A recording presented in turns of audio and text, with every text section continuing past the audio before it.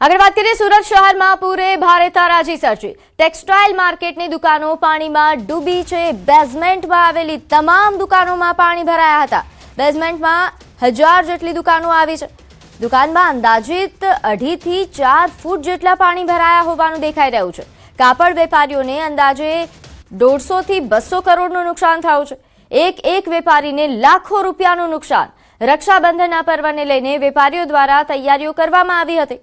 ભારે વરસાદના કારણે જેટલો માલ દુકાનમાંથી બહાર કઢાયો એટલો કાઢ્યો, બાકીનો માલ દુકાનની અંદર પલળી ગયો, જેના કારણે આ પ્રકારે નુકસાન થયું।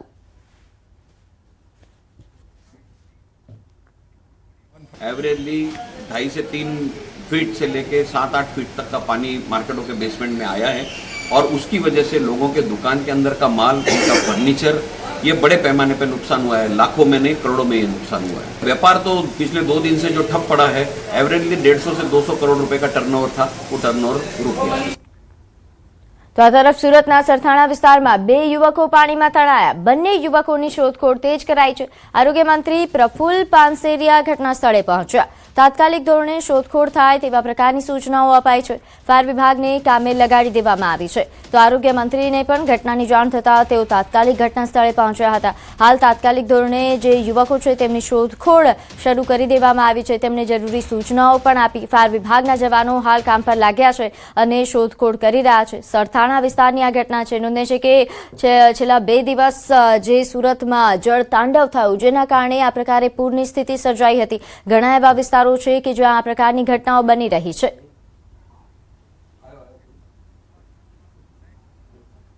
તો દ્વારકા નજીક દરિયામાં એક મોટું જહાજ ટેકનિકલ ખામીના કારણે બંધ પડ્યું। રફ દરિયાના લીધે આ જહાજ દ્વારકા તરફ ખેંચાઈ આવ્યું। નોંધ્ય છે કે અહીં ઘટનાના પગલે ઇન્ડિયન કોસ્ટગાર્ડ સહિતની એજન્સીઓ એલર્ટ થઈ અને સતત મોનિટરિંગ શરૂ કર્યું। તંત્ર ખલાસીઓની સુરક્ષાને લઈને સતર્ક છે। જરૂર પડશે તો હેલિકોપ્ટરથી રેસ્ક્યુ ઓપરેશન પણ હાથ ધરાશે। તો હાલ આ જે દેવભૂમિ દ્વારકાના દરિયાથી આ સમાચાર સામે આવી રહ્યા છે, જ્યાં દ્વારકા નજીક દરિયામાં મોટું જહાજ બંધ પડ્યું હતું। અમરેલી જિલ્લામાં વરસાદના પ્રથમ રાઉન્ડમાં જ મેઘરાજાએ ધમાકેદાર બેટિંગ કરી। ભારે વરસાદના પગલે જિલ્લાના 10માંથી 7 મુખ્ય ડેમ ઓવરફ્લો થયા છે, જેના કારણે પીવાના પાણી અને સિંચાઈની ચિંતા દૂર થઈ છે। છેલ્લા 3-4 દિવસના ભારે વરસાદથી ખોડિયાર, ધાતરવડી 1, ધાતરવડી 2 અને રાયડી સહિતના ડેમોમાં નવા નીરની જોરદાર આવક થઈ છે। અહીં સુકાભર દેખાતા જળાશયો હવે છલોછલ ભરાઈ ગયા છે। ડેમો ઓવરફ્લો થતા ખેડૂતોમાં ખુશીનો માહોલ છે અને આગામી સિંચાઈ સિઝન માટે મોટી રાહત મળી છે। વરસાદથી કેટલાક વિસ્તારોમાં નુકસાન થયું છે, પરંતુ ડેમોમાં ભરાયેલા પાણીથી સમગ્ર અમરેલી જિલ્લામાં રાહત અને ખુશીની લાગણી જોવા મળી। પહેલા જ રાઉન્ડના સારા વરસાદના પગલે અમરેલી જિલ્લાના 10માંથી 7 ડેમ ઓવરફ્લો થઈ ગયા છે અને બાકી બીજા 3 ડેમમાં પાણીની ધીમી આવક હાલમાં ચાલુ છે। આજથી 4 દિવસ પહેલા જે જળાશયો સૂકાભટ હતા તે અત્યારે દરિયાની માફક લહેરાઈ રહ્યા છે। અત્યારે હું આપને જે દ્રશ્યો બતાવી રહ્યો છું એ ધારીના ખોડિયાર ડેમના દ્રશ્યો છે। ધારીનો ખોડિયાર ડેમ અમરેલીનો જીવાદોરી સમાન ડેમ માનવામાં આવે છે। આ ડેમમાંથી પીવાના પાણી સહિત સિંચાઈનું પાણી પણ આપવામાં આવે છે। અત્યારે જે છેલ્લા 3 દિવસમાં અમરેલી જિલ્લામાં વરસાદ પડ્યો તેના કારણે 10 પૈકીના 7 જળાશયો છે એ છલોછલ ભરાઈ ગયા છે। તેમાં અમરેલીનો ખોડિયાર ડેમ હોય, ખેબી ડેમ હોય, ધાતરવડી 1, 2 અથવા તો રાયડી, આ તમામ જળાશયો ભરપૂર રીતે ભરાયા છે, જેના કારણે પીવાના પાણીની સમસ્યાનો ઉકેલ આવી ગયો છે। ખેડૂતો પણ ખૂબ ખુશખુશાલ છે। કેટલાક વિસ્તારોમાં મેઘરાજાએ તબાહી કરી છે, પરંતુ જે ખુશીઓ આપી છે તેની સામે આ તબાહી માત્ર નાની એવી છે। રાજન ગઢિયા, ન્યૂઝ 18 ગુજરાતી, અમરેલી। તો મહારાષ્ટ્રના ખાલાપુર તાલુકામાં આવેલા ચાવને સ્થિતિ દરમિયાન HPCL પ્લાન્ટના ખાલી સિલિન્ડરો પૂરના પાણીમાં તણાઈ ગયા। પર્વતીય પ્રદેશમાં ભારે વરસાદના કારણે નજીકના કોતરના પ્રવાહમાંથી પાણી ખૂબ જ ઝડપથી HPCL પરિસરમાં ધસી આવ્યું, જે સિલિન્ડરોને ભારે પ્રવાહમાં તણાઈ ગયું। ત્યારબાદ તેઓ પાતાળગંગા નદીમાં તણાઈ ગયા। પાણીનો પ્રવાહ વધુ હોવાથી કોઈ તેમને બચાવી શક્યું નહીં, કારણ કે આવો કોઈ પણ પ્રયાસ એ અત્યંત જોખમી હતો. આ સિલિન્ડરો માત્ર રિફિલિંગ માટે જ લાવવામાં આવ્યા હતા. રિફિલિંગની પ્રક્રિયા શરૂ થાય તે પહેલા જ અચાનક આવેલા પૂરના તેજ પ્રવાહમાં તેઓ તણાઈ ગયા હતા. તો આ દ્રશ્યો મહારાષ્ટ્રથી સામે આવ્યા છે, જ્યાં એચપીસીએલના પરિસરમાં ગટરનું પાણી ઘૂસ્યું અને જે બાદ અહીં જે સિલિન્ડર્સ છે તે પાણીમાં તણાવા લાગ્યા. મહારાષ્ટ્રના કલવણ અને સુરગાણા વિસ્તારોમાં ભારે વરસાદના કારણે ચણાકાપુર અને પુનાદ ડેમમાં પાણીની સપાટીમાં નોંધપાત્ર વધારો થયો છે. બંને ડેમમાંથી પાણી છોડવામાં આવી રહ્યું છે, જેના કારણે ગીરના નદીમાં પૂરની સ્થિતિ સર્જાઈ છે. ઉલ્લેખનીય છે કે ગત 3 દિવસો દરમિયાન કલવણ અને સુરગાણા વિસ્તારોમાં સતત ભારે વરસાદના કારણે ચાંદપુર અને પુનાડ ડેમમાં પાણીની સપાટી એ ઝડપથી વધી રહી છે અને થેંગોડા વિયર હવે છલકાઈ રહ્યો છે. આ ડેમ તેમજ વિયરના જલગ્રહણ વિસ્તારોમાં ભારે વરસાદ ચાલુ હોવાથી ગીરના નદીમાં ચાંદપુર ડેમમાંથી 5345 ક્યુસેક અને પુનાડ ડેમમાંથી 4000 ક્યુસેક સાથે થેંગોડા વિયરમાંથી 18800 ક્યુસેક પાણી છોડવામાં આવી રહ્યું છે. તો બીજી તરફ મહારાષ્ટ્રના રત્નાગીરીમાં ભારે વરસાદના કારણે જનજીવન અસ્તવ્યસ્ત થઈ ગયું. મંડનગઢ તાલુકાના ભીંગલોલી સમર્થનગર વિસ્તારમાં રસ્તાઓ નદીમાં ફેરવાઈ જતા લોકોમાં ભયનો માહોલ છે. વરસાદી પાણી ઘરોના આંગણા અને દરવાજા સુધી પહોંચી ગયા છે. મંડનગઢ એસટી ડેપો સામે પણ પાણી ભરાઈ જવાથી થોડા સમય માટે વાહન વ્યવહાર ખોરવાયો હતો. જો કે વરસાદ ચાલુ રહેશે, જો આ જ પ્રકારે વરસાદ ચાલુ રહેશે તો પૂર જેવી સ્થિતિ સર્જાવાની પણ આશંકા છે. વહીવટીતંત્ર પરિસ્થિતિ પર નજર રાખી રહ્યું છે અને લોકોને સતર્ક રહેવા માટે પણ અપીલ કરી છે.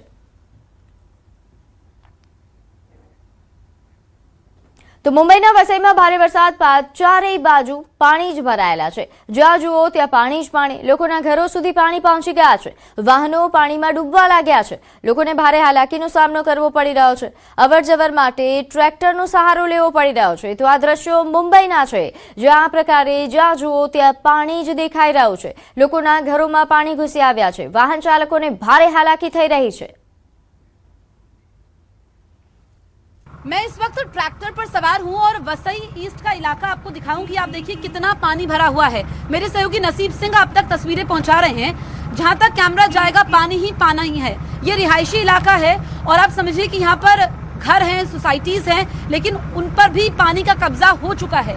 लोग करे तो करे क्या, ये आप देखेंगे जहाँ पर भी कैमरा जा रहा है और ये आगे देखिए कि किस तरीके से बाइक को आगे घसीटते हुए और यहाँ पर लोग जा रहे हैं. करें तो करें क्या, क्योंकि आप देखिए कि अंदर तक सामान पहुँचने में बहुत दिक्कतें हो रही है. अब जिनको डॉक्टर के पास जाना है या दफ्तर पहुँचना है वो कैसे स्कूटी को आगे बढ़ा रहे हैं, जान जोखिम में डालकर भी जा रहे हैं. अगर जरा सा बैलेंस बिगड़ा तो फिर आप समझिए कि जान खतरे में पड़ सकती है. ये स्कूटी सवार है, कुछ लोग पैदल आने का जोखिम उठा रहे हैं और कुछ लोग ऐसे हैं जो नहीं निकल पा रहे हैं, वो घरों में कैद है. लेकिन ये ट्रैक्टर जरिया है और लोग कह रहे हैं कि इसके दाम बढ़ गए हैं, यानी कि जो सफर को तय करने में उनको जो पहले पैसे लगते थे उससे दोगुने लग रहे हैं. तो लोग यहाँ पर पैसे भी कमा रहे हैं. कैमरा पर्सन नसीब सिंह के साथ जसप्रीत कौर, न्यूज़ 18 इंडिया.